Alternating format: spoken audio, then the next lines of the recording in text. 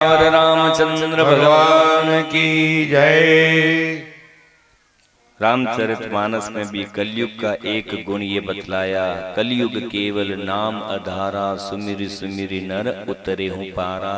कलयुग में बस प्रभु के नाम का संकीर्तन करो, भजन करो, कीर्तन करो, उसी से बेड़ा पार है। बोलो कितना सस्ता सौदा है कलयुग में तरने के लिए, मुक्ति के लिए।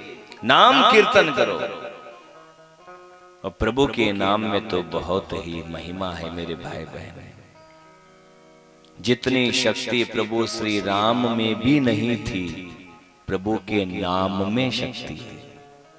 और इस बात का अनुभव स्वयं श्री राम को भी हुआ।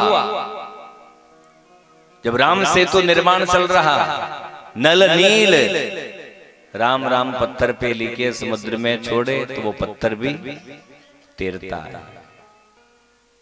प्रभु श्री राम के मन में आया, बेचारे ये दो वानर नल नील कब तक ये राम राम लिखेंगे, इन्हें तो मेरा नाम लिखना पड़ रहा है। यदि मैं अपने हाथों से डालूंगा तो थोड़ा पुलिया का निर्माण जल्दी हो जाएगा।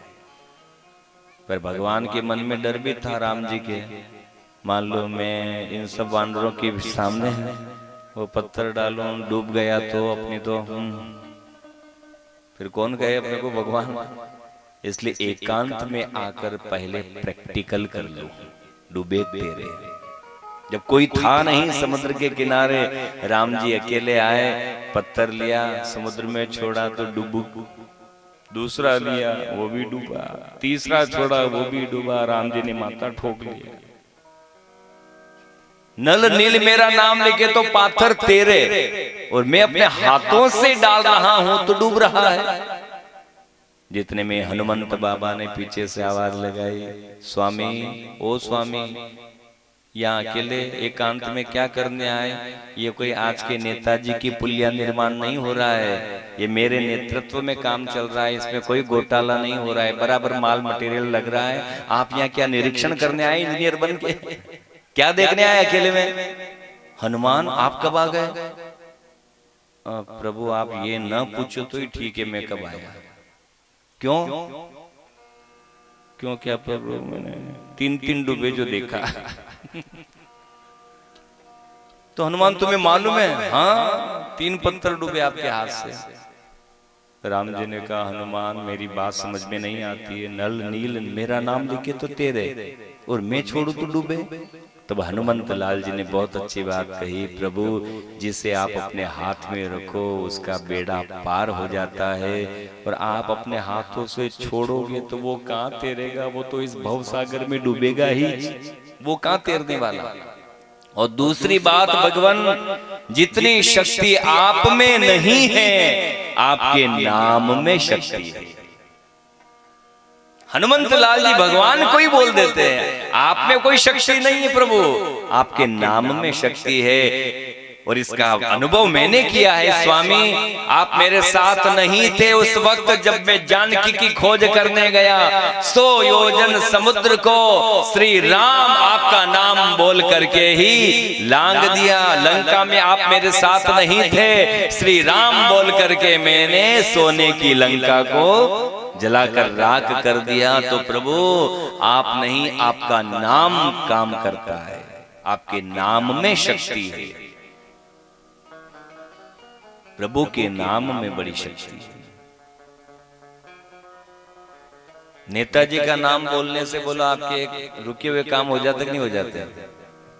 कोई साइन नहीं कर रहा हो तो फटाफट जाने को नहीं, पुराण को खास करना पड़ेगा। जब एक नेताजी का नाम लेने से आपकी नीचे की फाइल ऊपर आ सकती है, तो विचार करो, अपनी बुद्धि को आपकी बात से आप समझो। जब एक नेता का नाम लेने से आपके रुके हुए काम पूरे हो सकते हैं, तो ठाकुर जी का नाम लोगे तो क्यों नहीं आपके काम पूरे हो जाए। प्रभु का नाम लोगे तो आपको किसी की सिफारिश करना नहीं पड़ेगी, किसी के सामने हाथ जोड़ना नहीं पड़ेंगे। वो राष्ट्रपिता है, वो सबका काम करता है।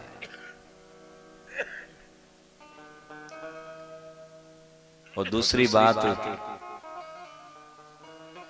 प्रभु के साथ प्रेम करो तो ऐसा देखो, मैं यदि अभी 15 मिनट या मिठाइयों का वर्णन करूं कि भैया फलानी जगह रसगुल्ला, देशी घी में गुलाब जामुन, प्याज लहसुन की कचौरी, मान लो 15 मिनट तक ये मिठाइयों का वर्णन करूं तो क्या होगा बताओ? मुंह में पानी आता है ना। नींबू और इमली का नाम लेते ही तो एकदम से लार बनती है। अब मिठाई पता नहीं कहाँ बन रही है, मैं मात्र यहाँ बैठ करके उस मिठाई का नाम बोल रहा हूँ और आपके मुंह में पानी आ रहा है। जब अव्यक्त वस्तु का नाम लेने मात्र से ही आपकी जिह्वा ने उस अव्यक्त वस्तु को व्यक्त मान करके लार बना दी, रस बना दिया, तो भगवान का नाम लेोगे तो क्यों नहीं प्रेम और भक्ति रूपी लार बनेगी। जब मिठाई का नाम लेने से लार बन सकती है तो ठाकुर जी का नाम लेने से क्यों नहीं बनेगी। और दूसरी बात, मैं गुलाब जामुन का नाम लूंगा तो आप लोगों की जिह्वा को गुलाब जामुन का स्वाद भी पता है, आपकी आंखों को उसका रंग भी पता है, पूरा बायोडाटा आप समझ जाओगे कि गुलाब जामुन ऐसा होता है, ये स्वाद होता है। बोलो, पता चलता है ना। जलेबी का नाम लूंगा तो आप बिल्कुल समझ जाओगे कि जलेबी कैसी होती है, क्या रंग होता है, क्या स्वाद होता है, आपकी जिह्वा को पता है। कितना प्रेम है मिठाई से, तुरंत नाम लिया और आपने उसका पूरा परिचय समझ लिया, यहाँ तक उसका स्वाद भी समझ लिया। तो प्रेम ऐसा ही ठाकुर जी के साथ में भी होना चाहिए। जब मैं राम जी का नाम लेऊं तो पूरी राम जी की छवि आपकी आंखों में आना चाहिए, उनका पूरा चरित्र आपके दिमाग में फिट होना चाहिए। कृष्ण का नाम लेऊं तो पूरी कृष्ण की छवि, पूरा बायोडाटा आपकी आंखों में ध्यान में आना चाहिए। तो समझूंगा कि जैसा प्रेम मिठाई से है वैसा प्रेम ठाकुर जी से भी आप करते हो, पूरा ध्यान में आना चाहिए। प्रभु की महिमा बहुत अपरंपार है। राजन परीक्षित ने कहा, जब तेरे में तो एक अच्छाई तो बहुत अच्छी है। हाँ महाराज, इसीलिए तो कहता हूं आप मुझे मारो मत, अपने राज्य में आश्रय दो, शरण दो। राजन परीक्षित भी समझ गए कि यदि मैं कलयुग को मार दूंगा, मार सकता हूं, पर वास्तव में कलयुग के लोगों को इतना समय नहीं कि वो तपस्या कर पाएगा। और कलयुग में यदि एक गुण ये अच्छा है कि नाम कीर्तन से बेड़ा पार हो तो इसको आश्रय देना चाहिए। राजन परीक्षित ने कहा, ठीक है कलयुग, मैं तुझे 4 स्थान देता हूं, उन 4 स्थान से बाहर मत निकलना, रहने का स्थान देता हूं तुझे। वो 4 जगह दी, और वो 4 जगह कौन कौन सी?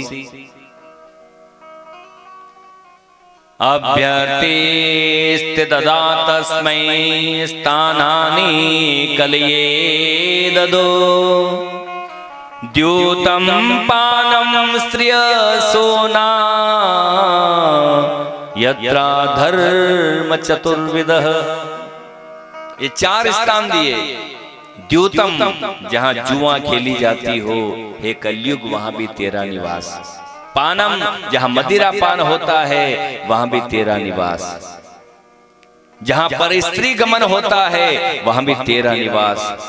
और जहां हिंसा होती है, जीवों को मारा काटा जाता है, वहां भी तेरा निवास।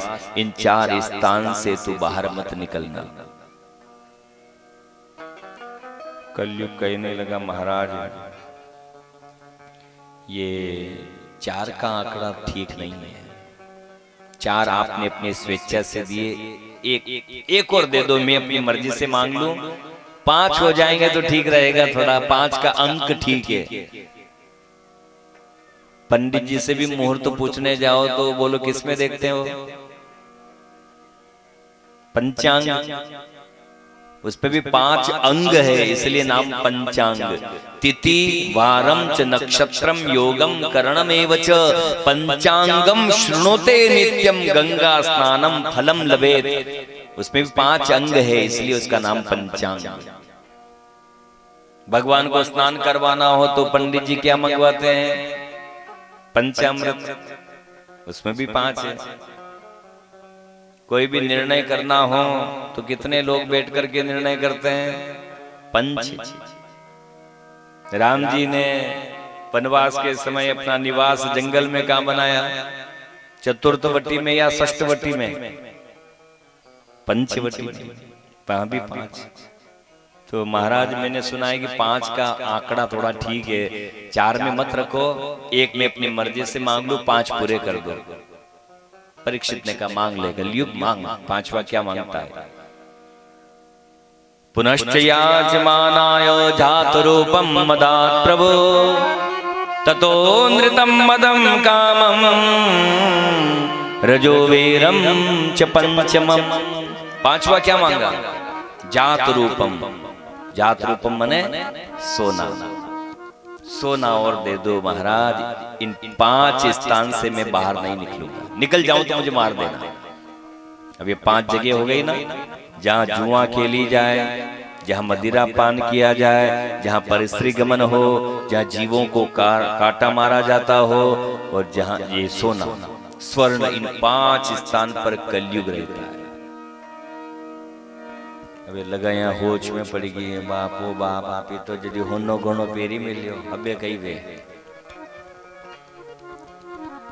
पर भागवत में लिखा है, चिंता मत करना, ऐसे स्वर्ण में कलयुग का वास होता है जो अनीति से कमाया गया हो, या चोरी करके लाए गए हो, छीना हुआ हो, कपट पूर्ण लाए हो, ऐसे स्वर्ण में ही कलयुग का वास होता है। बाकी खरी मेहनत का आप खूब पहनो, बाल बांका नहीं होगा।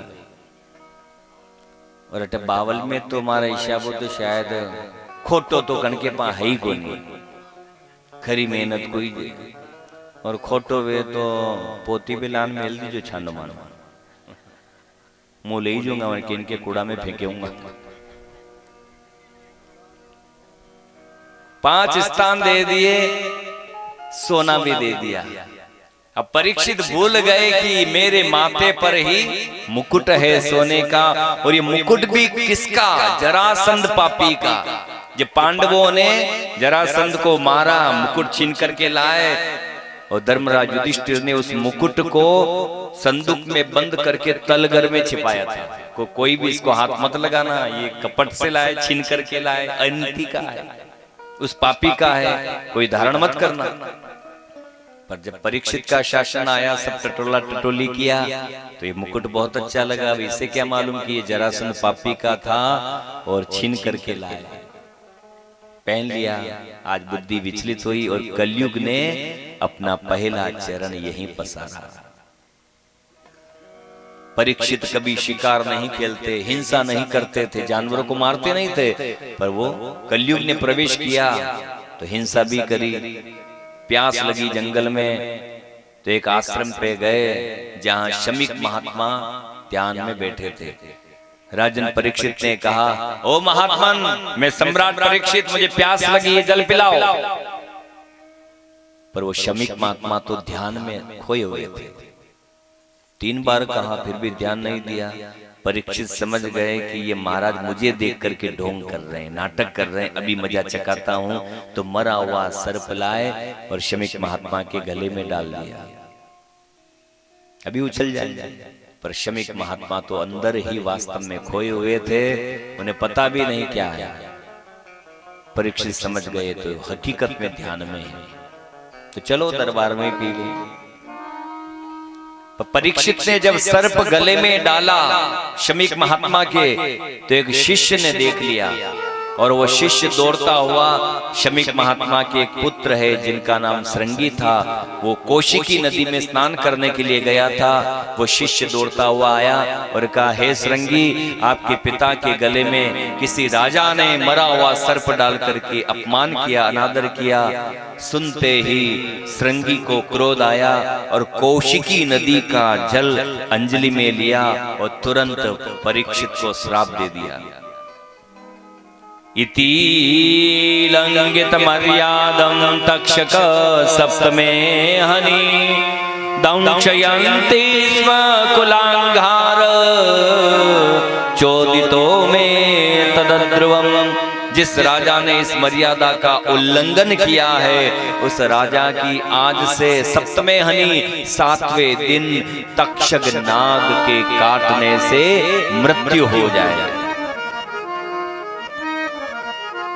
दौड़ के आश्रम में आए, पिताजी आंखें खोलो, आंखें खोलो, देखो आपके गले में किसी राजा ने मरा हुआ सर्प डाला, अपमान किया, मैंने उस राजा को श्राप दे दिया। बेटा आप जानते हो वो राजा कौन थे?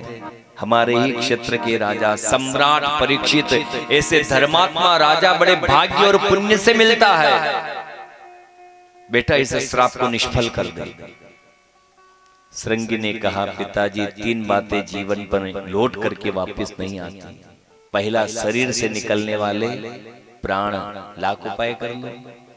बंदूक की नाल से जाने वाली गोली एक बार गई सो गई, वापस थोड़ी आती। और तीसरा पिताजी, मुख से निकलने वाले शब्द एक बार निकल गए सो निकल गए, वो वापस थोड़ी अंदर आते हैं। पिताजी कुछ नहीं हो सकता। तो बेटा कम से कम जाकर के उनको सूचना तो दे दो ताकि महाराज अपना कल्याण करें। राजन परीक्षित भी दरबार में जब आए, सोने के मुकुट को उतारा तो अपनी गलती का एहसास हुआ, बुद्धि निर्मल हुई। वो सोचने लगे, मेरा शरीर जल करके भस्म क्यों नहीं हुआ? मेरे पितृेश्वरों ने मुझे शिक्षा दिया था कि बेटा कभी संत और ब्राह्मण का अनादर मत करना, पर आज मेरे हाथों से ये पाप कर्म क्यों हो गया? और हो गया तो मेरा शरीर राख क्यों नहीं हुआ, जल करके भस्म क्यों नहीं हुआ? और मैं तो कहूं परीक्षित का शरीर जल करके भस्म भी हो जाता। कब? यदि वो सर्प को मस्तक पर डाल देता। इतने सिद्ध तपस्वी महात्मा थे शमीक कि मस्तक पर यदि सर्प डाल देता परीक्षित तो वहीं जल करके राख हो जाता। पर सर्प कहां डाला? गले में। बैठ जाना, वही आपके जीवन का कल्याण करेंगे। राजन परीक्षित राजकीय वस्त्रों को उतार देते हैं और तपस्वी भेष धारण करके जंगल की ओर चल पड़े। वास्तव में मैं कहना चाहूंगा, यदि राजनीति करना चाहते हो तो राजनीति भी भागवत से सीखना। एक आरोप लगा राजा परीक्षित के ऊपर कि आपने महात्मा का अपमान किया, तो तुरंत अपनी गद्दी का त्याग कर दिया, अपना सिंहासन छोड़ दिया। पलट के कभी नहीं देखा कि मेरे राज्य में इतना राजकोष है, इतना वैभव, इतनी संपत्ति है। तुरंत पद का त्याग करके वनवासी वेश धारण करके जंगल में चल पड़े। और आज के नेताओं पर बल्कि कितने ही घोटाले पे घोटाले का आरोप लगता जाए, फिर भी वो अपनी कुर्सी छोड़ने को तैयार नहीं होते। सीखो राजनीति तो भागवत से सीखना। परीक्षित ने तुरंत छोड़ दिया, राजगद्दी का त्याग करके चले आए जंगल में। और जंगल में आकर के बड़े बड़े महात्माओं से पूछने लगे, हे महात्माओं, जिसकी मृत्यु निकट हो उसे क्या करना चाहिए? उपाय पूछते हैं, खोजते हैं। चलते चलते परीक्षित गंगा के किनारे शुक्र ताल में जाकर के बैठ गए और महात्मा का इंतजार कर रहे हैं, कोई आएंगे मेरा कल्याण करेंगे। तो उसी समय अनायास ही सुखदेव जी महाराज वहां पर प्रकट हो गए। सुखदेव जी महाराज को देख करके सभी बैठे हुए महात्मा अपने आसन से खड़े हो गए और दिव्य रूप को देख करके दंडवत प्रणाम किया। राजन परीक्षित ने दिव्य आसन दिया, हे पूज्य गुरुदेव, आपको आगे कहीं नहीं जाना है, आप यही आसन ग्रहण कीजिए। वट वृक्ष की छाया में सुखदेव जी महाराज केले की लंगोट लगा करके, केले के पत्र की लंगोट लगाई और वहीं बैठ गए। राजन परीक्षित ने पूज्य गुरुदेव का पूजन अर्चन किया, चरणों में वंदन किया और कहा कि मेरे जीवन का कल्याण कैसे हो? मुझे 7 दिन का श्राप लगा है, अब मेरे जीवन का कल्याण करो। अब यहीं से भागवत की कथा प्रारंभ होती है। इससे पहले जो भी आपने सुना वो मात्र आधिकारिक लीला है। भागवत कथा तो जब सुखदेव जी महाराज परीक्षित को सुनाने बैठते हैं, यहां से भागवत की कथा चलती है। पर जब तक ये पहले के प्रसंग सुनते नहीं हो तब तक भागवत कथा सुनने का अधिकार आप लोगों को प्राप्त नहीं होता। और सुनो भी सही तो उसका फल नहीं मिलता। बहुत सारों की आदत है कृष्ण जन्म की कथाओं चाल अरे भाई फिर वो आपको अधिकार नहीं मिलता कथा सुनने का, और सुन भी लोगे तो उसका फल नहीं मिलता। क्यों? क्योंकि जब तक आधिकारिक लीला का प्रसंग आप नहीं सुनोगे आगे की कथा का कोई फलश्रुति नहीं। सुखदेव जी महाराज आज से बोलना चाहते थे पर सुखदेव जी ने कहा कि नहीं आज टाइम दी गयो, अबे कालू बोला। समय की मर्यादा आपके पूर्ण हुई। आइए 2 मिनट भगवान के नाम का कीर्तन में करा देता हूँ, उसके बाद में मंच संचालन लाला भाई आपको जो भी सूचना दें आप सुनना। 2 मिनट प्रभु के नाम का आश्रय संकीर्तन।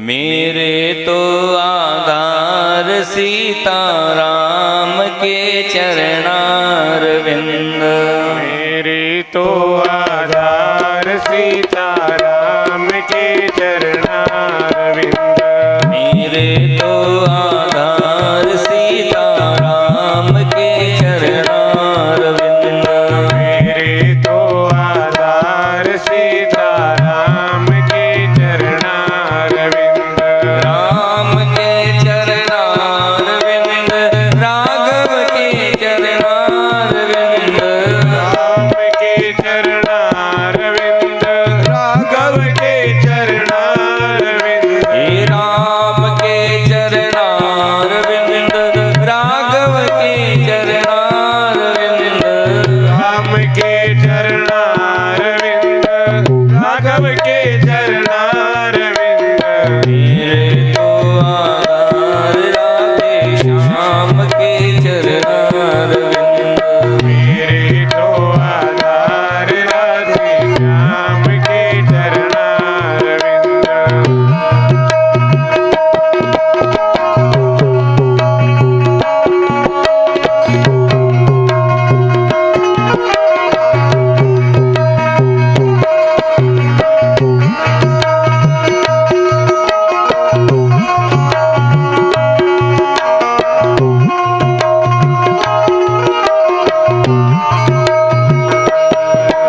मन भूल मत जइयो राधा रानी के चरण, भूल मत गइयो राधा रानी के चरण, मन भूल मत जइयो राधा रानी के चरण, भूल मत गइयो राधा रानी के चरण, हे रानी के चरण महारानी के चरण, रानी के चरण महारानी के चरण, ओ रानी के चरण महारानी के चरण, रानी के चरण महारानी के चरण, मन भूल मत जइयो राधा रानी के चरण, मन भूल मत जइयो राधा रानी के चरण, राधे काली की सेवा देते हुए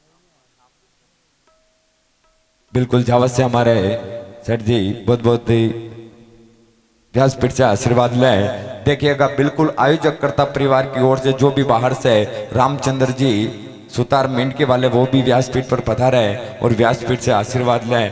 जगदीश जी का हो गया। बिल्कुल जो भी बाहर से पधारे मेहमान हैं उनका आयोजक कर्ता परिवार की ओर से स्वागत हो रहा है। बहुत बहुत धन्यवाद। व्यासपीठ से स्वागत हो रहा है। एक बार जोरदार ताली बजाकर अभिवादन कीजिएगा जितने भी भक्तजन विराजमान है, क्योंकि अतिथि देवो भव। बिल्कुल रतनलाल जी ठन्ना केलुखड़ा से पधारे हैं। बहुत बहुत धन्यवाद। श्याम, राधे श्याम, तुम्हारे पास में बहूजी मैं नाम नहीं जानता हूँ, इनको व्यासपीठ पर भेजो और बिल्कुल व्यासपीठ से आशीर्वाद लें। और हमारे गैरियावास से बिल्कुल बहूजी आप पधारे गैरियावास से और व्यासपीठ से आशीर्वाद लें। देखिएगा भाव के भूखे होते हैं भगवान। बिल्कुल ये एक प्रेम है।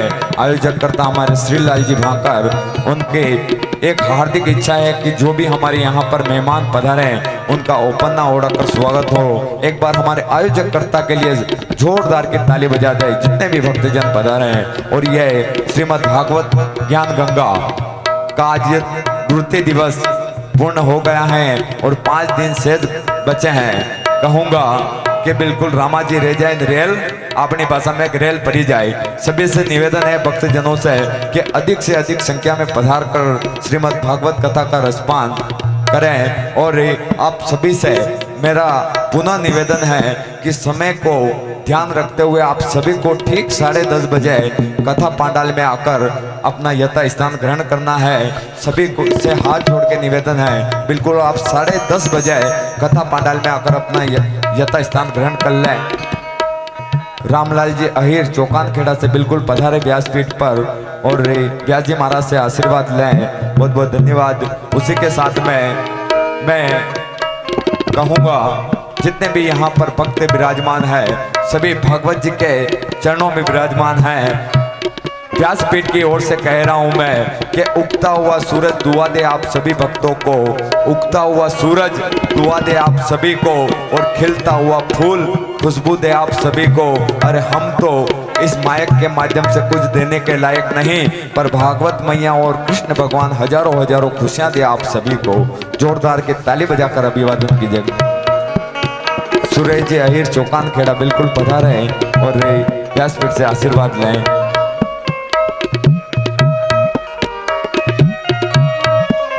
आज का समय भी सुबह का ऐसा था, गुरुदेव यहाँ पर पधार चुके थे और बिल्कुल आप भक्तजनों की संख्या नहीं थी। आप सभी से निवेदन है ठीक 10:30 बजे आप कथा पंडाल में आकर यथा स्थान ग्रहण कीजिएगा। व्यास जी महाराज समय का बड़े पाबंदी है, ठीक 11 बजे गुरुदेव व्यासपीठ पर विराजमान हो जाएंगे और ठीक 3 बजे अपनी वाणी को विराम देंगे। सभी से निवेदन है कि समय का बड़ा ध्यान रखें। ठीक 10:30 बजे हम सभी को कथा पांडाल में आकर अपना यथा स्थान ग्रहण करना है और 3 बजे बिल्कुल आरती हो जाएगी। सभी से निवेदन है अधिक से अधिक संख्या में पधार कर श्रीमद् भागवत कथा का रसपान करें। बिल्कुल हमारे टेंट हाउस कारू दादा के पिताजी बिल्कुल पधारे व्यासपीठ पर और आशीर्वाद लें।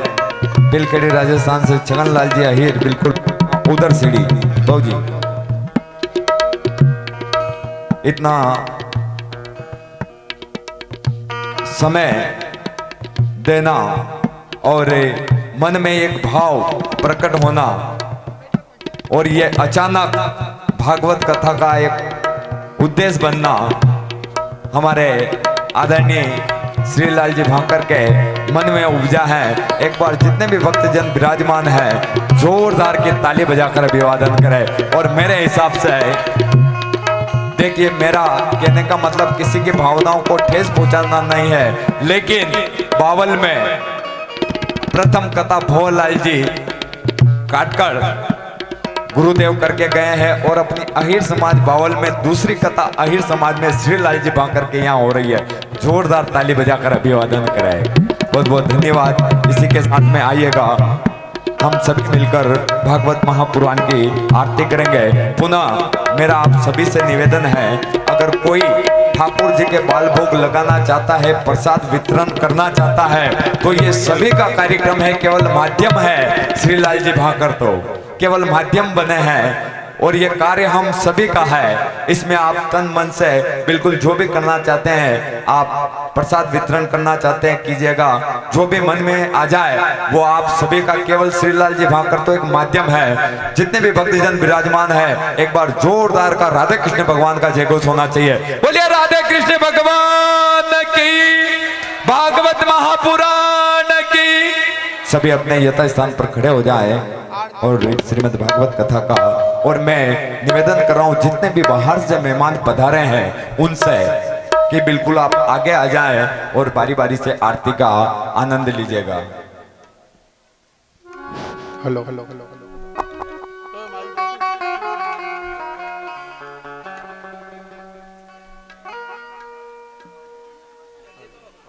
कर्पूर कर्पूर गौरम करुणावतारम संसार सारम भुजगेन्द्रहारम सदा वसन्तं हृदयारविन्दे भवं भवानी सहितं नमामि। क्षमा तेरी आरती कन्हैया तेरी आरती, क्षमा तेरी आरती कन्हैया तेरी आरती। सारा संसार करेंगे हाथ जोड़ के, सारा संसार करेंगे हाथ जोड़ के। क्षमा तेरी आरती कन्हैया तेरी आरती, तेरी आरती कन्हैया तेरी आरती। सारा संसार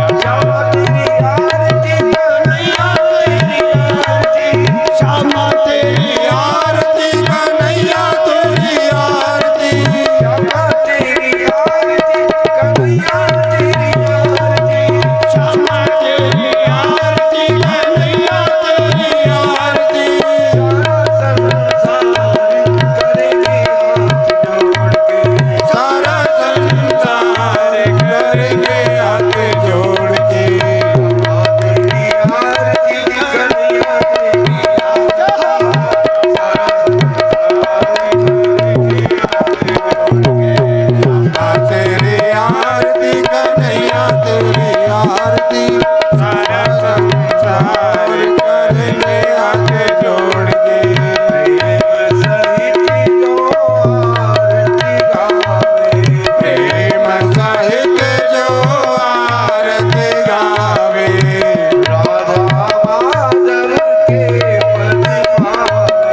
राधा माधव के पद पावे, राधा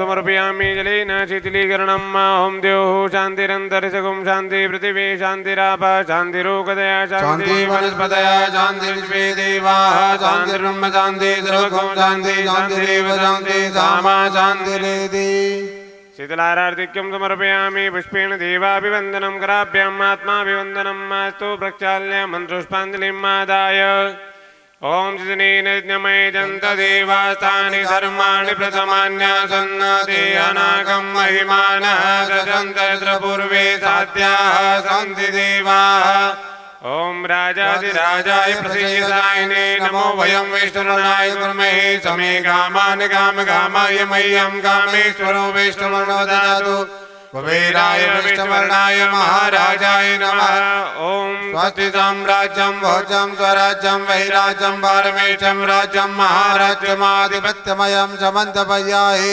सार्वभौमः सर्वविषयान् दाता प्रदाता पृथिवी समन्तपयन्ताया एकरानिति तदपेतश्लोकोपगीतो मरुतः परिविष्टारो मरुतस्यापसङ्गृहे आविच्छदस्य कामप्रे विश्वे देवा सभासदेति ओम विश्वदा चक्षुरुदा विश्वतो मुखो विश्वतो बाहुरुदा विश्वतो पाद सम्बाहुव्यान्दमति सम्पतत्रैध्या वा भूमि जनयन् देवैकः ओम मेघदन्ताय विद्महे वक्रतुण्डाय धीमहि तन्नो दन्ते प्रचोदयात् ओम कात्यायन्ये च विद्महे कन्याकुमारी च धीमहि तन्नो देवी प्रचोदयात् ओम नारायणाय विद्महे वासुदेवाय धीमहि तन्नो विष्णु प्रचोदयात् ओम वेदान्तनाथाय विद्महे हिरण्यगर्भाय धीमहि तन्नो ब्रह्म प्रचोदयात् ओम तत्पुरुषाय विद्महे महादेवाय धीमहि तन्नो रुद्र प्रचोदयात् ओम दाशरथाय विद्महे सीतावल्लभाय धीमहि तन्नो श्रीराम प्रचोदयात् ओम अंजनी नंदनाय विद्महे वायुपुत्राय धीमहि तन्नो हनुमत् प्रचोदयात् ओम हंसाय विद्महे परमहंसाय धीमहि तन्नो सद्गुरु प्रचोदयात् ओम देवकी नंदनाय विद्महे बुद्ध्यात्मना वा प्रकृते स्वभावा करोमि यज्ञ सकलं ते कार्यं सदा शिवायेति समर्पयामि नानासुगन्धिपुष्पाणि यथा कालोद्भवानि च पुष्पाञ्जलिर्मया दत्ता गृहाणः परमेश्वर। ॐ भूर्भुवस्सुवः पुराणपुरुषोत्तमाय नमः। बालकृष्णाय नमः। सांडेश्वर महादेवाय नमः। चरणारविन्दे मन्त्रुष्पाञ्जलिं समर्पयामि। बोलिए भागवत महापुराण की जय। बालकृष्ण लाल की जय। जगदम्बे मात की जय। सियावर रामचंद्र भगवान की जय। उमापति महादेव की जय। हनुमान जी महाराज की जय। सांवरिया सेठ की जय। चार भुजानाथ की जय। राधा कृष्ण भगवान की जय। अपने अपने माता पिता गुरुदेव की जय। स्वामी जी महाराज की जय। आज के आनंद की जय। शिव नमः पार्वती पते हर हर महादेव शंभो।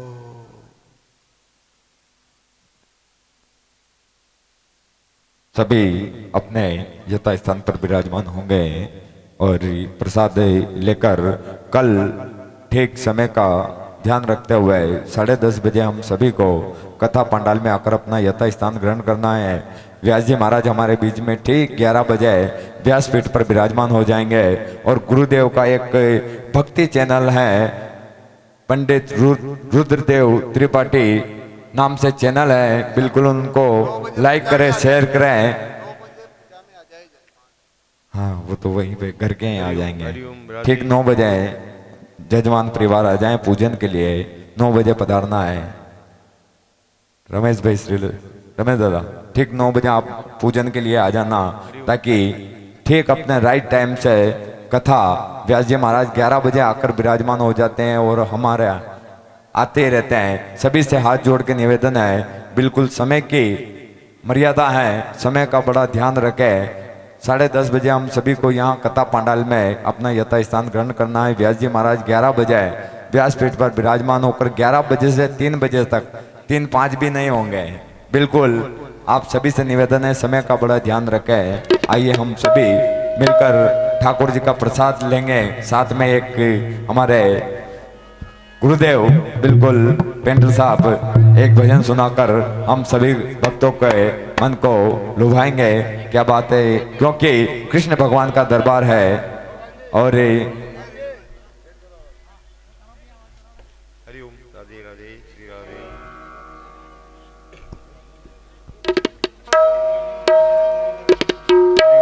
हमारे हृदय बसिया राधा का रसिया रे मोर हृदय बसिया तने कई सूझी रे राधा का रसिया तने कई सूझी रे राधा का रसिया। जय हो।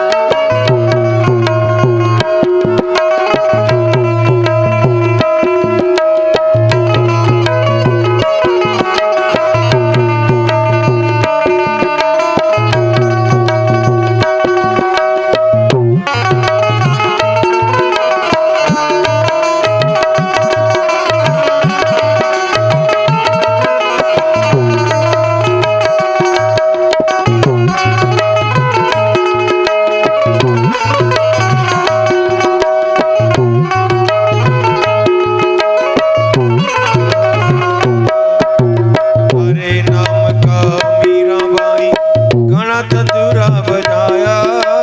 हरे नाम का मीराबाई घना